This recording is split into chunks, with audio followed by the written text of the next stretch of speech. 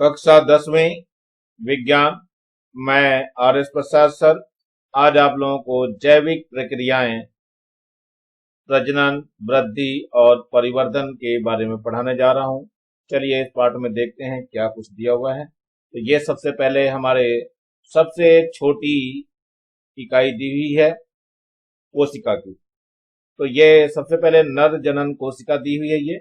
ये जो दिखाई दे रही सफेद सी कलर की, ये जो दिखाई दे रही काफी लंबी चौड़ी सी दिखाई दे रही है, पतली सी, ये पूरी की पूरी जो है नर जनन कोशिका दी हुई, जो यहाँ लिखा हुआ आपको दिखाई दे रहा है। इसके बाद मादा जनन कोशिका, ये बड़ी सी जो कोशिका दिखाई दे रही है, ये मादा जनन कोशिका है, जो कि आपके चित्र में दिखाई दे रही है, बुक में भी दी हुई है। तो सबसे पहले हम चलते हैं कि इसमें होता क्या है, ये प्रजनन होता क्या है इसमें। निषेचन की प्रक्रिया को लेकर के बच्चे के शरीर के संगठन व संपूर्ण विकास में मनुष्य नर और मादा की भूमिका होती है। मतलब यही है कि नर और मादा की भूमिका क्या होती है, ये प्रजनन में समझाया गया है। तो प्रजनन की ऐसी प्रक्रिया जिसमें नर और मादा की भूमिका होती है लैंगिक प्रजनन कहलाती है।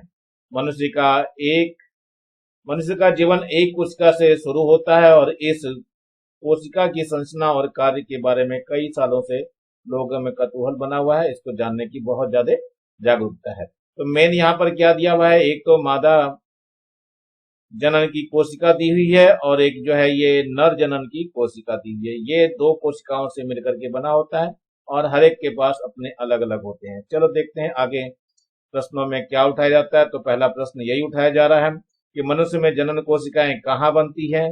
सबसे पहले तो यही आता है, बनती कहाँ पर है, ये उनको सचित्र समझाना है।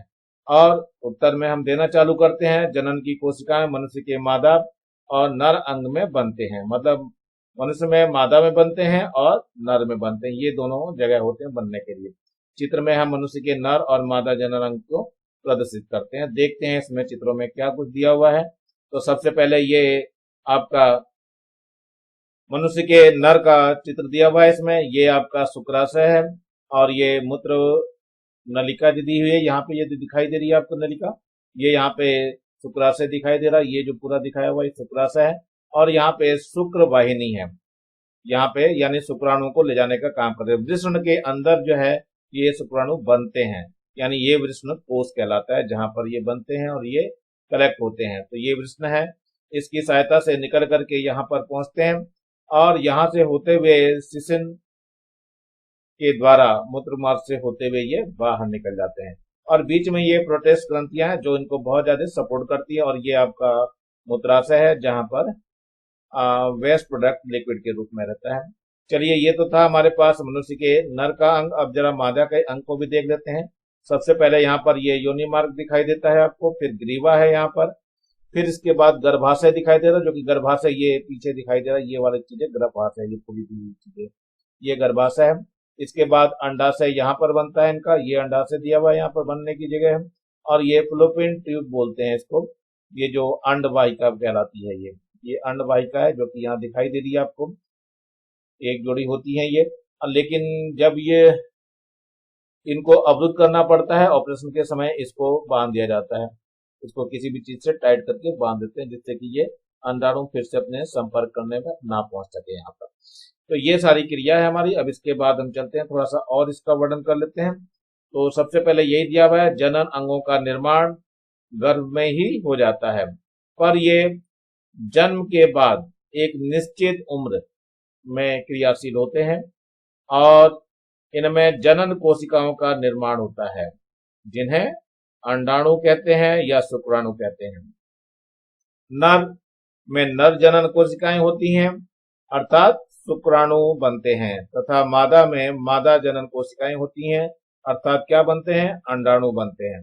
शुक्राणु और अंडाणु में गुणसूत्रों की एक ही जोड़ी अर्थात मातृ कोशिका से ठीक आधी संख्या होती है। इनको युग्मक कहा जाता है। दोनों युग्मकों के मेल में युग्मनज बनता है।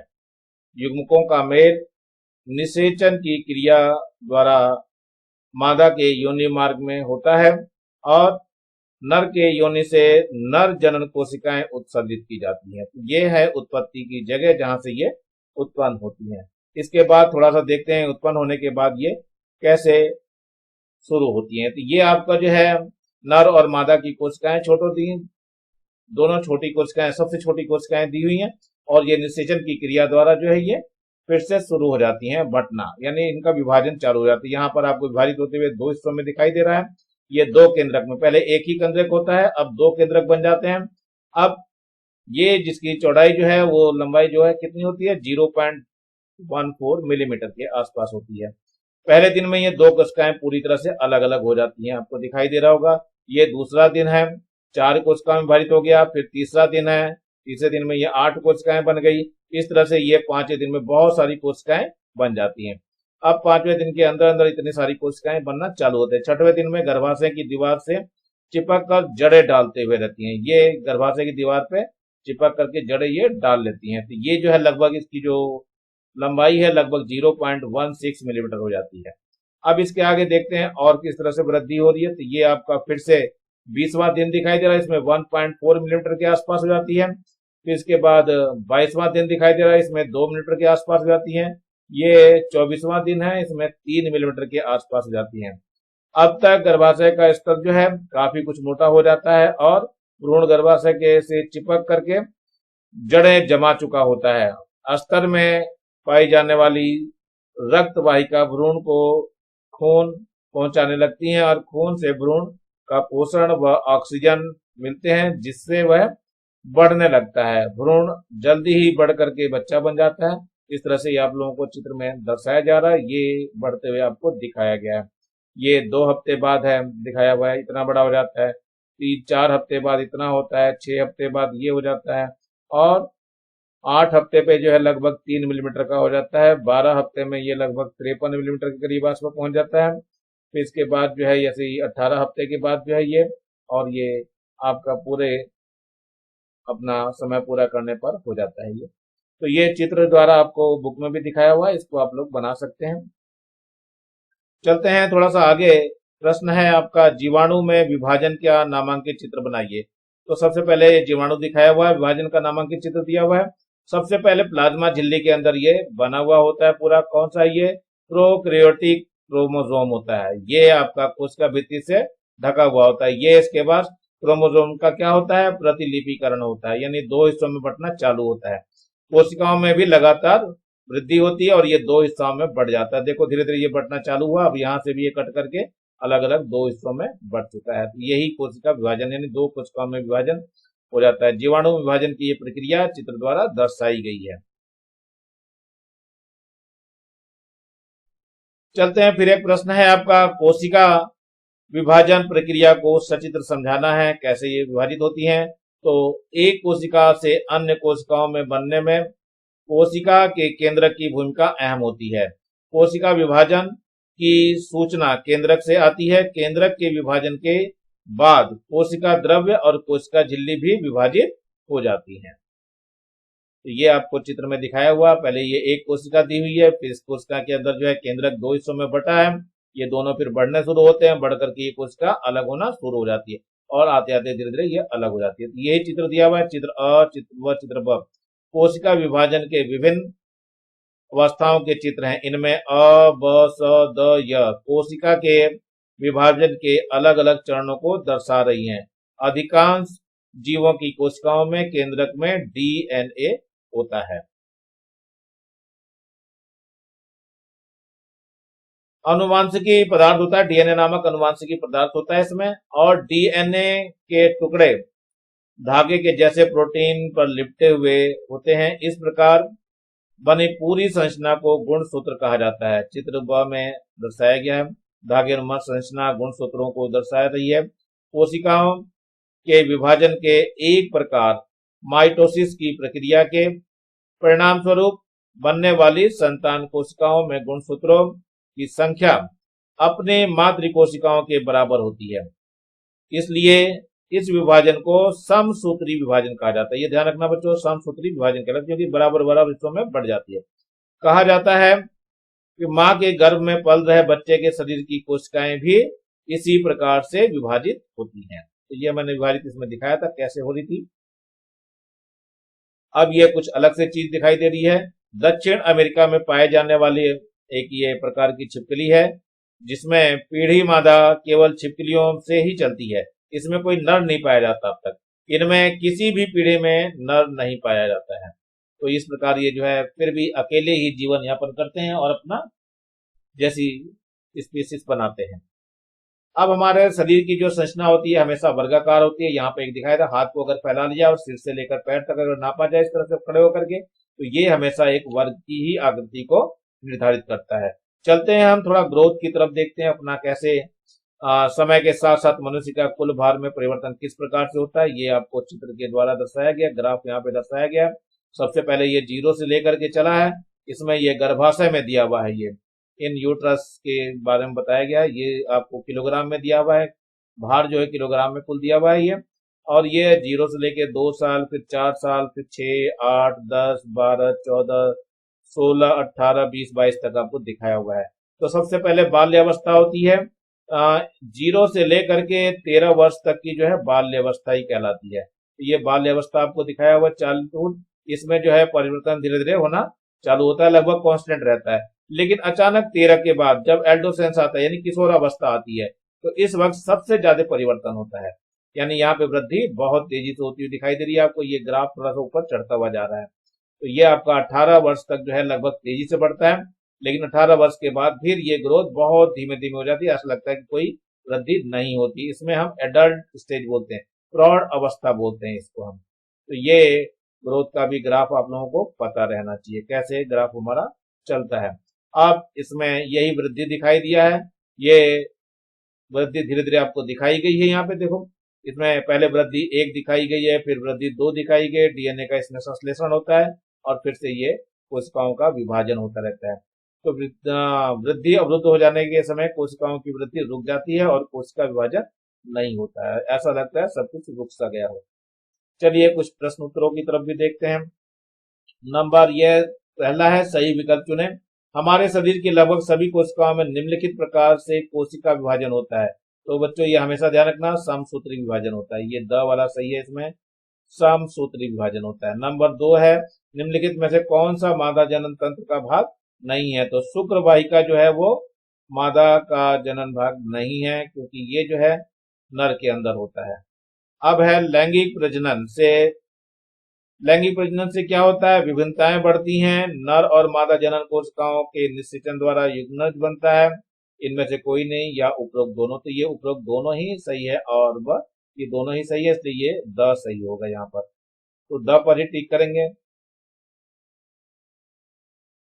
अब आ रहा है एक और प्रश्न है आपका जो बुक में दिया हुआ है। दूसरा प्रश्न है, क्या अवल गर्भ में पल रहे बच्चे के लिए अनिवार्य है, और अनिवार्य है तो क्यों है। तो यही उत्तर यहाँ पर दिया जा रहा है। हाँ, ये बहुत जरूरी है हमारे पास। अवल गर्भ में पल रहे बच्चे के लिए अनिवार्य है। क्यों है, क्योंकि गर्भाशय में बच्चे के शरीर के गठन में 32 कोशिकाओं के बनने पर इस समूह की कोशिकाओं में बनी बाह्य परत से बने माँ आंवल यानी इसको प्लेसेंटा बोलते हैं, से माँ के शरीर से संबंध स्थापित हो जाता है।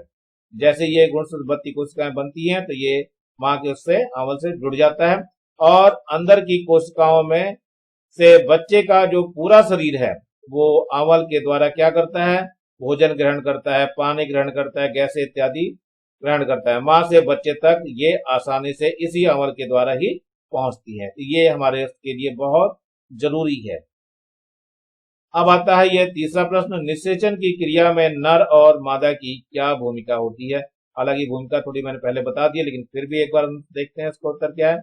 मनुष्य प्रजनन में निषेचन की प्रक्रिया से लेकर के बच्चे के शरीर के गठन व संपूर्ण विकास में नर और मादा की भूमिका बहुत ज्यादा होती है। लैंगिक जनन में एक ही जाति के 2 प्राणियों की आवश्यकता होती है। नर और मादा इन प्राणियों के शरीर में विशिष्ट कोशिकाएं बनती हैं, जिन्हें जनन कोशिकाएं कहते हैं या युग्मक कहते हैं। नर युग्मक को शुक्राणु तथा मादा युग्मक को अंडाणु कहते हैं। नर युग्मक शुक्राणु और मादा युग्मक अंडाणु के मिलने से युग्मनज बनता है, और युग्मकों के संयुग्म को निषेचन कहते हैं, और युग्मकों के संयुग्मन की क्रिया शरीर के बाहर होती है तो यह इसे बाह्य निषेचन कहते हैं। जैसे मेढक है, मेढक यह क्रिया जब शरीर के अंदर होती है तो इसे आंतरिक निषेचन कहते हैं। चलो देखते हैं जरा। जैसे मेढक की यह क्रिया जब शरीर के अंदर होती है तो इसे क्या बोलते हैं? अंतः निषेचन कहते हैं। जैसे गाय है, भैंस है, मनुष्य आदि में निषेचन के समय, मैथुन के समय नर के शुक्राणु मादा के योनि मार्ग से अंडवाहिनी में पहुंच जाते हैं, जहां अंड कोशिका से मिलकर निषेचन करते हैं और निषेचन के पश्चात निषेचित अंडे या युग्मनज गर्भाशय में स्थापित हो जाता है तथा विभाजन होने लगता है। इस प्रकार निषेचन क्रिया से में नर जनन अंग तथा मादा जनन अंग क्रियाशील होते हैं, अर्थात निषेचन क्रिया में नर और मादा की महत्वपूर्ण भूमिका होती है, अर्थात इनके बिना यह संभव नहीं हो पाएगा। चलते हैं अगले प्रश्न की तरफ। चौथा प्रश्न है, पुष्पों का चित्र बनाकर उसमें नर और मादा जनन अंगों को दर्शाइए। तो यहाँ पर यह चित्र बना हुआ है पुष्प का, जिसमें ये बाह्य दल पुंज दिखाई दे रहा है, यहाँ पे पंखुड़ी दिखाई हुई दल है, ये पंखुड़ियां है हमारी। और ये जो ऊपर की तरफ है देख लो, यहाँ पे स्त्री केसर ये दिखाई दे रहा, ये आपको जो यहाँ पे दिखाई दे रहा है ये स्त्री केसर है, और यानी कि वर्तिका जो है इसके नीचे है, और पुंकेसर वर्तिकाग्र है, ये पुंकेसर यहाँ दिखाया जा रहा है जो कि यहाँ पे बटा हुआ है, देखो पराग कोश यहाँ पे दिखाई दे रहा है आपको ऊपर, और पराग के कण इसके ऊपर दिखाई दे रहे हैं। ये तंतु है जो कि इसके संभाले रखता है, इसको सपोर्ट दिए हुए रहता है इसको। अब इसमें और भी देख लिए, ऊपर सबसे ऊपर जो है ये वर्तिकाग्र है, और इसके बाद पराग नलियां होती जिसके द्वारा परागण नीचे की ओर पहुंचना होता है। ये नर युग्मक है और यहाँ पर मादा युग्मक है, ये जो दिखाई दे रहा है आपको तीर के साथ साथ, ये दोनों मिल जाते हैं यहाँ पर, और मिलने के बाद जो है ये युग्मनज बनाते हैं, और युग्मनज बनते ही फिर ये बीज का रूप लेना चालू हो जाता है, और फिर से अंकुरित होकर के ये पौधा बनना चालू हो जाता है। तो ये पूरा का पूरा जो है क्या दिया हुआ है, पुष्प में नर और मादा जननांग और निषेचन से अंकुरण तक की पूरी अवस्थाएं इसके अंदर दिखा दी गई हैं। ये पूरा देखो ये बनना चालू हुआ मादा युग्मक से बनते हुए, ये परागण की सारी अवस्थाएं। तो ये सारा चित्र आपको पूरा तैयार करना पड़ेगा। ये इसके अंदर जो दिखाया दिया ये अंडाशय होता है जहां पर ये इसके अंडे बनने चालू होते हैं। चलिए चित्र को आप लोग बना लेंगे अच्छी तरह से। अगला प्रश्न आ रहा है, पुष्प में परागण यानी निषेचन से लेकर के भ्रूण निर्माण अंकुरण तक जनन की क्रियाविधि को सचित्र समझाए। चित्र मैंने पीछे बता ही दिया था, अब थोड़ा सा समझ लेते हैं इसको लिखेंगे कैसे। तो पुष्प में निषेचन से लेकर अंकुरण तक की जनन क्रियाविधि निम्नलिखित है। सबसे पहले नंबर आता है परागण। तो पराग कणों का पुंकेसर से स्त्री केसर के वर्तिकाग्र तक पहुंचना परागण कहलाता है। परागण की क्रिया हवा, पानी या कीटों द्वारा होती है। नंबर 2, निषेचन कैसे होता है। नर तथा मादा युग्मन का मिलना निषेचन कहलाता है, और परागण के बाद परागण से एक पराग नली निकलती है। पराग नली में से 2 नर युग्मक होते हैं। इनमें से एक नर युग्मक पराग नली में से होता हुआ बीजांड तक पहुंच जाता है और अंड के साथ मिलकर संलयित हो जाता है और युग्मनज बनाता है। इस संलयन को निषेचन कहते हैं। ये निषेचन की परिभाषा दी हुई है। अब थोड़ा सा आगे बढ़ते हैं, बीज कैसे बनता है। तो निषेचन के बाद फूल की पंखुड़ी, पुंकेसर, वर्तिकाग्र और वर्तिका गिर जाते हैं, बाह्य दल सूख जाता है और अंडाशय लगा रहता है। अंडाशय शीघ्रता से वृद्धि करता है और इसमें स्थित कोशिकाएं विभाजित होकर के वृद्धि करती हैं और बीज का बनना आरंभ हो जाता है। बीज में से एक भ्रूण होता है, भ्रूण में से एक छोटा मूलांकुर, एक छोटा सा प्ररोह तथा बीज पत्र होते हैं। अंडाशय की भित्ति बन जाती है और परिपक्व अंडाशय को ही फल कहते हैं। तो ये आपका बनना समझाया गया इसमें अच्छी तरीके से, आप लोग लिख सकते हैं। अब अगला प्रश्न देते हैं, विखंडन क्या है। अमीबा में द्विविखंडन की क्रिया को सचित्र समझाना है। देखते हैं क्या इसमें दिया हुआ है। उत्तर आपको पता ही है, विखंडन अलैंगिक प्रजनन की एक विधि होती है। इसमें एक जीव या 2 से अधिक भागों में विभक्त हो जाती हैं। जैसे अमीबा है, अमीबा में द्विखंडन होता है। इसमें एक जीव बीच में से विभक्त होकर 2 भागों में बंट जाता है। इसमें पहले केंद्रक और उसके बाद फिर कोशिका द्रव्य विभाजित होता है। देखते हैं किस प्रकार से चित्र में आपको दिखाया हुआ। पहले ये परिपक्व अमीबा है और अमीबा में ये एक केंद्रक दिखाई दे रहा है आपको और ये जीव द्रव्य भरा हुआ अंदर दिखाई दे रहा है आपको। अब ये दो हिस्सों में बंटना चालू, पहले केंद्रक बनता है फिर जीव द्रव्य भी पूरा का पूरा बढ़ करके दो हिस्सों में लगातार दो केंद्रक बन जाते हैं। एक केंद्रक यहाँ दिखाई दे रहा है, दूसरा ये है, जीव द्रव्य भी देखो यहाँ पे अलग हो गया और इधर भी अलग हो गया। इस प्रकार से उनका विभाजन चलता है। और ये क्या कहलाता है, अमीबा में द्विखंडन विधि से अलैंगिक प्रजनन है।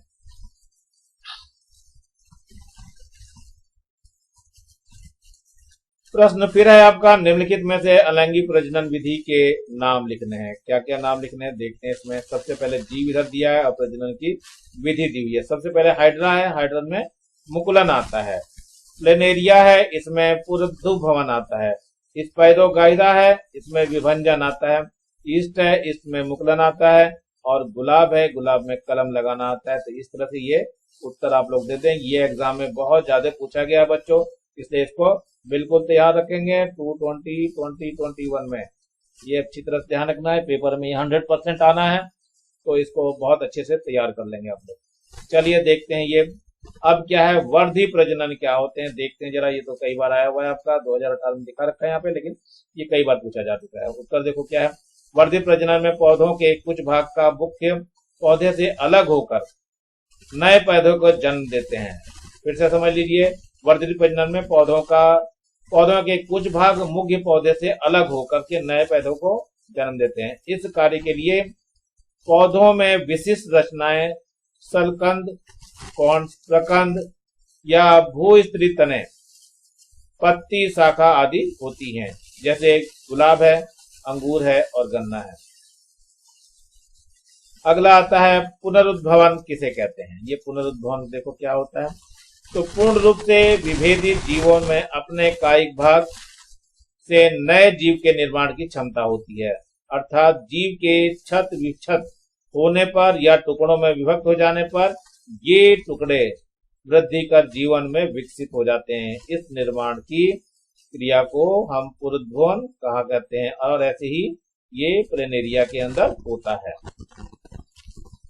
प्रश्न है अगला, ये बीजाणु किसे कहते हैं। इसमें ये देखिए, बीजाणु लैंगिक अलैंगिक प्रजनन की एक संरचना होती है जिसे कोई जीव या जीव जाति स्वयं को फैलाने या विषम परिस्थितियों में दीर्घ काल तक जीवित रहने के लिए बनाती है। बीजाणु बहुत से पौधों, शैवाल, कवक और प्रोटोजोआ के जीवन चक्र का महत्वपूर्ण भाग होता है। ये अगला है मुकुलन क्या होता है। ये भी मुकुलन भी बहुत जाना जरूरी है। मुकुलन क्या होता है, तो जीव के शरीर में उभार या कलिका निकल आते हैं जो विकसित होकर के नए जनक से जुड़ जाते हैं या स्वतंत्र जीव बन जाते हैं, मुकुलन कहलाता है। ये है मुकुलन आपका। चलिए अब अंतर देखते हैं। ये लैंगिक तथा अलैंगिक प्रजनन में कम से कम 5 अंतर तो लिखने ही है। तो चलते हैं, पहले नंबर 1 प्रकार की बात करते हैं। इस प्रकार के प्रजनन में 2 जीव भाग लेते हैं, लेकिन अलैंगिक में इस प्रकार के प्रजनन में केवल एक ही जीव भाग लेता है, दोनों जीव नहीं रहते हैं। नंबर 2 क्या है, इसमें युग्मकों का निर्माण कैसे होता है। तो ये इसमें नर तथा मादा के युग्मकों का निर्माण होता है, इसमें कोई युग्मक का निर्माण नहीं होता है। नंबर 3 निषेचन देखो इसमें कैसे होता है। इसमें निषेचन की क्रिया होती है जबकि इसमें निषेचन की क्रिया नहीं होती है। नंबर 4 है गति। इसमें जनक से संतति का निर्माण धीमी गति से चलता है, यानी लैंगिक प्रजनन में बहुत धीमे धीमे होता है और इस प्रजनन में जनक से संतति का निर्माण तेजी से होता है, बहुत तेजी से बनना चालू हो जाता है। चलिए नंबर 1 कोशिका विभाजन की बात करते हैं। नंबर 5 में इसमें युग्मकों से निर्माण के समय अर्धसूत्री विभाजन होता है और इसमें क्या होता है, इसमें विभाजन अर्धसूत्री या समसूत्री दोनों प्रकार का हो सकता है। इसमें विकास के बारे में बात कर ले, इसमें विकास की संभावना अधिक होती है, इसमें विकास की संभावना बहुत कम होती है। तो ये अंतर है, इस अंतर को भी आप लोग लिख लेंगे अच्छी प्रकार से। अब एक और प्रश्न जो है बहुत ज्यादा इंपॉर्टेंट रहता है, माहवारी क्या है, इसका मादा मनुष्य के शरीर पे क्या प्रभाव पड़ता है, इसको भी आप लोग विस्तार से लिखना है। तो ये उत्तर आपको दिया हुआ है। मादाओं में गर्भाशय का अंतः स्तर अंडे को ग्रहण करने के लिए गिर जाता है। फिर से समझिए, मादाओं में गर्भाशय का अंतः स्तर अंडे को ग्रहण करने के लिए गिर जाता है और उसके स्थान पर नया अंतः स्तर बन जाता है। इस प्रक्रिया में रुधिर 3-4 दिन तक जननांगों से निकलता है। इस प्रक्रिया को महावारी कहते हैं।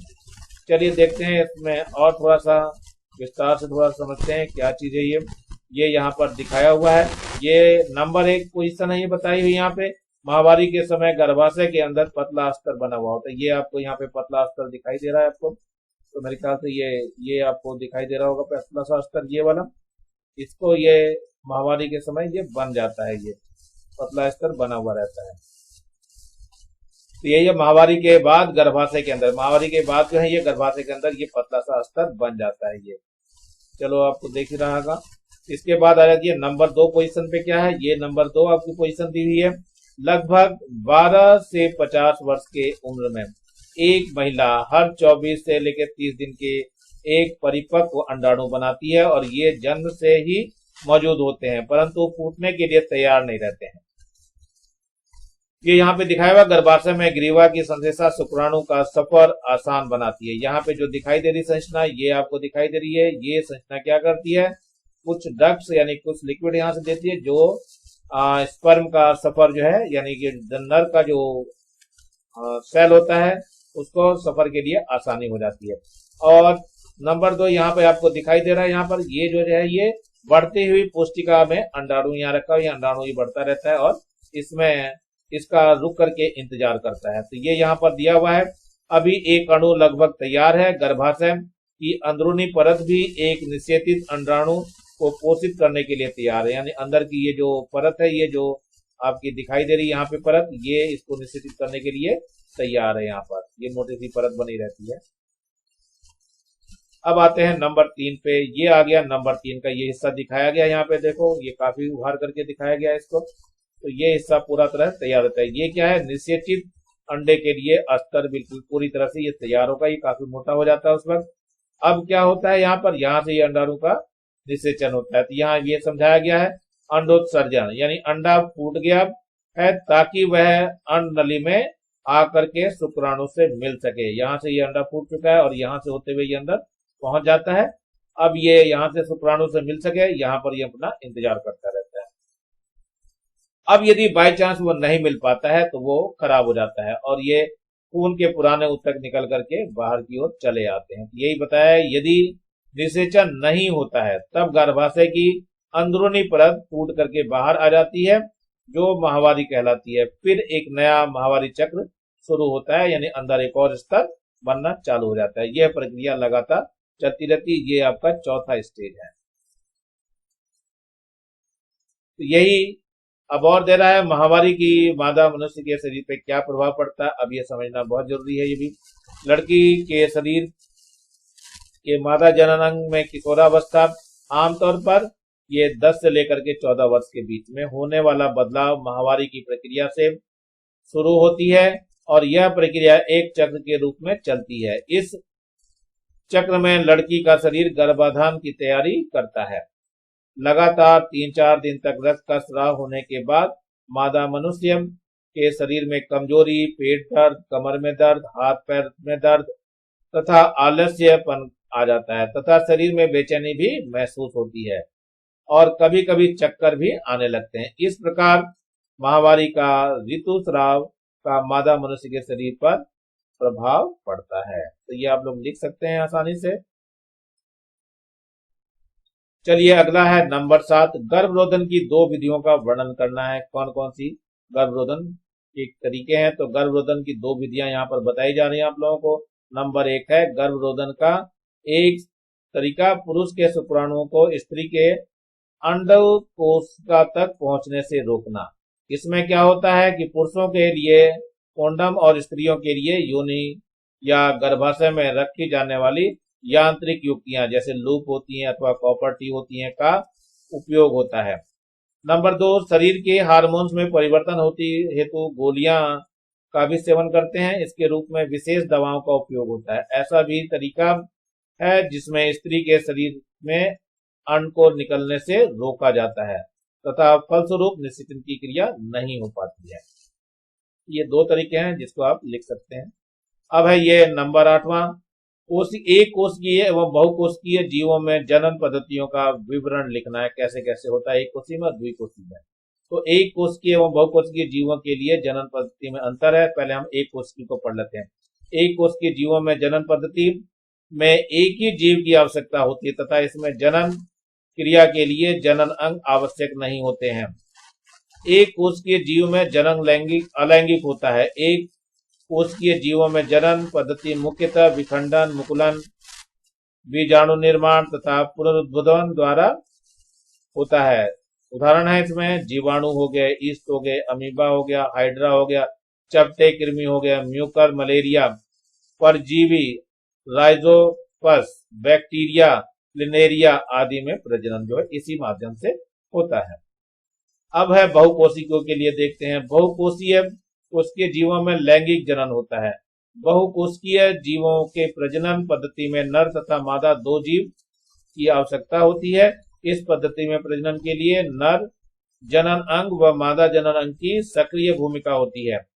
इसमें नर तथा मादा युग्मक, शुक्राणु तथा अंडाणु मिलकर के युग्मन या निषेचन द्वारा युग्मनज बनाता है तथा युग्मनज से भ्रूण बनता है और भ्रूण से अपने ही समान लक्षणों वाला एक जीव उत्पन्न होता है। इस प्रकार एक कोशिकीय जीवों और बहुकोशिकीय जीवों के जनन क्रिया में अंतर होता है। तो ये स्पष्ट हो गया आप लोगों को भी कि आप लोग इस तरीके से लिख सकते हैं। चलिए एक और प्रश्न है, प्रजनन किसी प्रजाति या समष्टि के स्थायित्व में किस प्रकार सहायक है? देखिए जरा, प्रजनन एक ऐसी प्रक्रिया है, ऐसी जैविक क्रिया है जिसमें प्रत्येक जीव अपने वंशज यानी संतान को बनाए रखता है। प्रजनन क्रिया अलैंगिक तथा लैंगिक दोनों प्रकार की होती है। अलैंगिक प्रजनन में एक ही जीव भाग लेता है तथा विखंडन, मुकुलन, बीजाणु निर्माण या पुनरुद्भवन द्वारा या आदि पद्धति से प्रजनन करता है और अपने ही समान लक्षणों वाला जीव उत्पन्न करता है जो कि अपने प्रजाति का समुदाय वंशज को बनाए रखता है।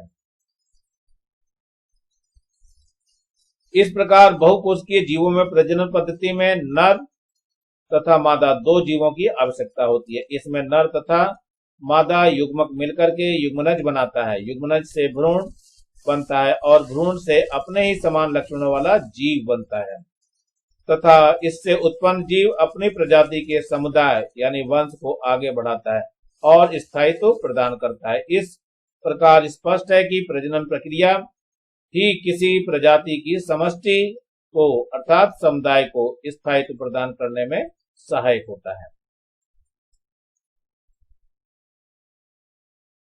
नंबर 10 है, क्या सभी पौधों में बीज होते हैं? ऐसे पौधे जिनमें बीज नहीं होते हैं उनकी नई संतति कैसे बनती होगी? चलिए ये भी देख लेते हैं। नहीं, सभी पौधों में बीज नहीं होते हैं। ऐसे पौधे जिसमें बीज नहीं बनते हैं उनके नए संतति नए पौधे वर्धी प्रजनन विधि से बनते हैं। इस विधि द्वारा नए संतति नए पौधे बिना बीज के उत्पन्न किया जाता है। पौधों के वर्धी प्रजनन की विधियां निम्न प्रकार हैं। देखते हैं कौन कौन सी विधियां हैं। तो सबसे पहले आता है स्त्रीकरण दाब कलम। तो पौधों या वृक्षों की शाखाओं के उत्पन्न होने के पश्चात उस भाग को काट करके नए पौधों को तैयार करने की विधि को हम दाब कलम या स्त्रीकरण कहते हैं। नंबर 2 है कलम लगाना। पौधों में जड़, मूल वृत्तांत, तना या पत्ती का भाग लेकर के जिसे यदि काट करके अनुकूल माध्यम से एवं उपयुक्त वातावरण में लगा दिया जाए तो वह नई जड़ें व कलिकाएं उत्पन्न करके पैतृक पौधों के समान पौधा बन जाता है। यह कलमी पौधा व प्रक्रिया कलम लगाना कहलाता है।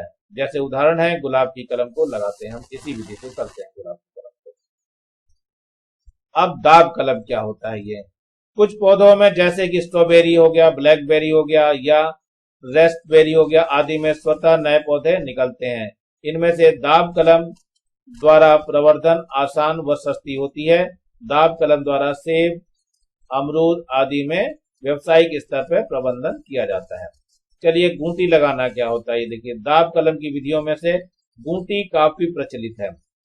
इसमें वृक्षों पौधों की ऊपरी शाखाओं में से जड़ उत्पन्न कर नए पौधे तैयार किए जाते हैं। इसके लिए उपयुक्त शाखा की ऊपरी छाल अलग कर उसमें मांस, घास व जड़ें उत्पन्न करने में सहायक रसायन के उपचार कर पॉलीथीन पट्टी व सुतली से बांध देते हैं। कुछ समय बाद इस स्थान पर जड़ें उत्पन्न हो जाती हैं। इसके बाद इसे मुख्य पौधे की शाखा से अलग कर लेते हैं और इस तरह का नया पौधा तैयार हो जाता है।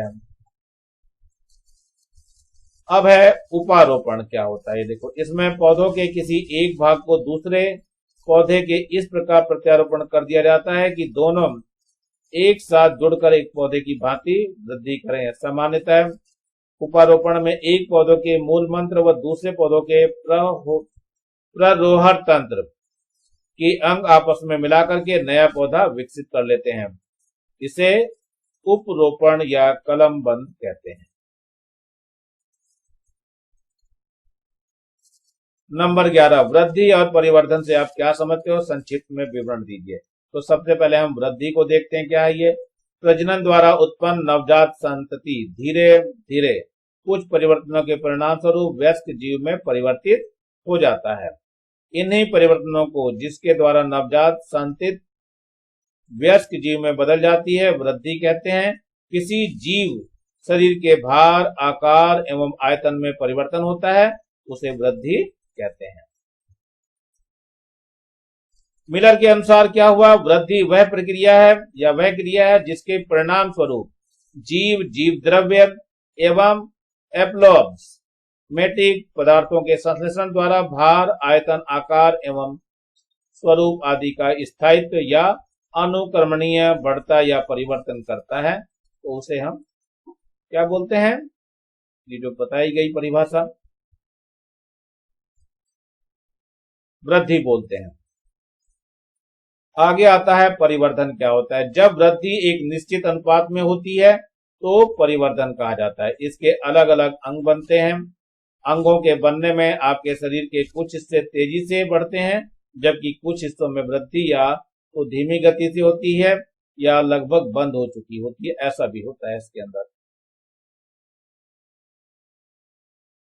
गर्भवती महिलाओं के स्वास्थ्य के लिए किन किन बातों का ध्यान रखना चाहिए? चलिए ये भी देखते हैं, संक्षेप में लिखते हैं। गर्भवती महिलाओं के स्वास्थ्य के लिए निम्नलिखित बातों का ध्यान देना बहुत जरूरी होता है। नंबर 1 लेते हैं। गर्भावस्था के आरंभिक माह में स्त्री को अपने दैनिक कार्यों को इस प्रकार समायोजित करना चाहिए कि उसे किसी प्रकार का शारीरिक कष्ट न हो। नंबर 2, सर्वप्रथम गर्भावस्था में जीव मचलने या वमन से स्वास्थ्य पर बुरा असर पड़ सकता है। भोजन के नियमितीकरण से इस परेशानी को दूर किया जा सकता है। नंबर 3, गर्भावस्था में मादक पदार्थ किसी भी रूप में नहीं लेना चाहिए। नंबर 4, गर्भवती के लिए स्वच्छ वायु तथा सूर्य प्रकाश का पर्याप्त मात्रा में होना आवश्यक है। नंबर 5, व्यायाम द्वारा गर्भावस्था में स्वास्थ्य उत्तम रहता है। गर्भ स्त्री को भोजन की ओर ध्यान देना अति आवश्यक होता है। नंबर 7, गर्भ स्त्री को सामान्य से अधिक नींद और विश्राम की आवश्यकता होती है। अब ये देखते हैं नंबर 13 में कुछ बड़ा सा पैराग्राफ दिया हुआ है। अब इस पैराग्राफ को पढ़ने के बाद उत्तर देना है आपको। तो सबसे पहले आप में से शायद सभी ने अप्रैल 2016 में छत्तीसगढ़ के अंबिकापुर शहर के मात्र 6 महीने के गर्भधान के बाद 5 बच्चियों को जन्म संबंधी खबर के बारे में पढ़ा होगा। मनुष्य में एक बार में आमतौर पर एक ही बच्चे को जन्म दिया जा सकता है। कभी भी 2 बच्चे का जन्म लेते या एक साथ 5 बच्चे का जन्म हमारे लिए आश्चर्य की बात होती है। बच्चे के शरीर के गठन की प्रक्रिया अंडे के विभाजन से शुरू होती है। अंडे का विभाजन एक निश्चित दर से चलता है। एक से अधिक बच्चों का जन्म अक्सर निषेचन अंडे के 2 या 2 से अधिक भागों में विभाजित होने से है। वह हर भाग में गर्भ के एक बच्चे का शरीर विकसित होने से होता है। जब कभी ऐसे में एक से अधिक अंडे परिपक्व होते हैं, तब उनमें से निषेचन का हुआ विकास से एक से अधिक बच्चों का जन्म होता है। उपरोक्त गद्यांश में गर्भाशय में होने वाले किन परिवर्तनों की चर्चा की गई है, अपने शब्दों में लिखिए। छोटे से शब्दों में लिखना है आपको। उपरोक्त गद्यांश में गर्भाशय में बच्चे के शरीर के गठन की प्रक्रिया में परिवर्तन या अंडे के विभाजन में परिवर्तन की चर्चा की गई है। तो ये इतना ही उत्तर लिखना है, आपको ज्यादा नहीं लिखना है। चलिए थोड़ा सा आगे बढ़ते हैं। यह है अलैंगिक जनन कई प्रकार से होता है, जिसके कुछ उदाहरण इस प्रकार हैं, जो कि मैंने पीछे बता दिया। पहला है विखंडन। जीव दो या दो से अधिक भागों में बढ़ जाता है। इस विधि का अध्ययन आपने क्रियाकलाप में कर लिया था। इसके अलावा यह अमीबा, पैरामीशियम, मलेरिया, परजीवी आदि में भी देखा गया है। मुकुलन आपको बता दिया है मैंने पहले भी। किसी जीव के शरीर का बाहरी सतह की कोशिकाओं में समसूत्री विभाजन में से उभार बनता है, जिसे मुकुलन कहते हैं। यह मुकुलन विकसित होकर के एक पूर्ण जीव बनता है, जैसे हाइड्रा हो गया, ईस्ट हो गया, इन सब में यह देखा जा सकता है। बीजाणु निर्माण क्या होता है? इस विधि में जीव में कुछ विशेष आवरण युक्त कोशिकाओं का निर्माण होता है, जिन्हें बीजाणु कहते हैं। ये बीजाणु नए जीव का निर्माण करते हैं और प्रतिकूल परिस्थितियों में बचने के लिए अक्सर बीजाणु बनाते हैं। ऐसा जीवाणु कवक, म्यूकर, राइजोपस आदि में देखा जाता है। पुनरुद्भवन। प्लेनेरिया, हाइड्रा आदि जीवों का शरीर कई कारणों से टुकड़ों में टूट जाता है और कोशिका द्रव्य तथा केंद्रक सहित इन टुकड़ों को विकसित होने में नया जीव बन जाता है। चलिए थोड़ा सा आगे और बढ़ते हैं। एक और है वर्ध प्रजनन, ये भी बता चुका हूं मैं। जनन कोशिकाओं के अलावा अन्य किसी अंग से जीव का बनना वर्धी प्रजनन कहलाता है। जैसे आलू के टुकड़ों से पौधों का बनना देखा जाता है इसमें। इसके अन्य उदाहरण भी हम और देखते हैं, जैसे शाखा कलम के द्वारा गुलाब और अंगूर के जड़ों के द्वारा परवल और कंदरू में पत्तियों के बिगोनिया, ब्रायोफाइलम में रस भरी व नींबू के पर्णकलिका के द्वारा नए पौधों को बनाया जाता है। तो इस प्रकार से ये लेसन आप लोगों का बच्चों समाप्त हो रहा है। नीचे आपका जो है ये लाल रंग का बटन दिखाई दे रहा होगा सब्सक्राइब का, इसको दबा करके आप लोग सब्सक्राइब करेंगे और ज्यादा से ज्यादा बच्चों को शेयर करेंगे, जिससे ज्यादा बच्चों को फायदा हो सके। और कम से कम बच्चों एक लाइक तो बनता है, इसलिए इसको लाइक भी करेंगे, जिससे मैं और अच्छी वीडियो आपको बना करके देता रहूंगा। तब तक के लिए thank you, have a nice day. फिर मिलता हूं मैं अगली वीडियो के साथ। इसी के साथ मैं आर एस प्रसाद सर आज का वीडियो यहीं समाप्त करता हूं।